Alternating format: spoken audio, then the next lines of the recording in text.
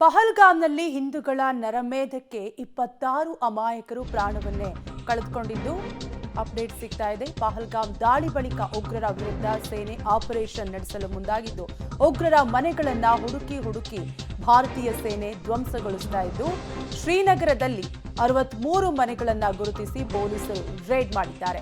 ಪಹಲ್ಗಾಮ್ ದಾಳಿ ಬಳಿಕ ಉಗ್ರರ ವಿರುದ್ಧ ಸೇನೆ ಆಪರೇಷನ್ ಕಾರ್ಯಾಚರಣೆ ಮುಂದುವರೆದಿದ್ದು ಈಗ ಪ್ರತಿ ದಾಳಿಯನ್ನ ತೀರಿಸಿಕೊಳ್ಳಲು ಭಾರತೀಯ ಸೇನೆ ಮುಂದಾಗಿದೆ. ಈಗಾಗಲೇ 6 ಉಗ್ರರ ಮನೆಗಳನ್ನ ಉಳಿಸಿ ಮಾಡಿದೆ. ಕೇವಲ 48 ಗಂಟೆಗಳಲ್ಲಿ ಈಗ ಒಟ್ಟು ಶ್ರೀನಗರದಲ್ಲಿ 63 ಮನೆಗಳನ್ನ ಪೊಲೀಸರು ರೇಡ್ ಮಾಡಿದ್ದು ಪಹಲ್ಗಾಮ್ ದಾಳಿ ಬಳಿಕ ಉಗ್ರರ ವಿರುದ್ಧ ಭಾರತೀಯ ಸೇನೆ ಪ್ರತಿ ದಾಳಿಯನ್ನ ತೀರಿಸಿಕೊಳ್ಳಲು ಈಗಾಗಲೇ ದಿಟ್ಟ ಹೆಜ್ಜೆಯನ್ನ ಇಟ್ಟಿದೆ. ಭಾರತ ಸರ್ಕಾರ ಕೂಡ ಪಹಲ್ಗಾಮ್ ದಾಳಿ ಬಳಿಕ ಉಗ್ರರ ವಿರುದ್ಧ ಸೇನೆ ಆಪರೇಷನ್ ಕೂಡ ಮುಂದುವರೆದಿದ್ದು ಈಗಾಗಲೇ ಒಟ್ಟು 6 ಜನ ಉಗ್ರರ ಮನೆಯನ್ನ ಭಾರತೀಯ ಸೇನೆ ಧ್ವಂಸಗೊಳಿಸಿದೆ.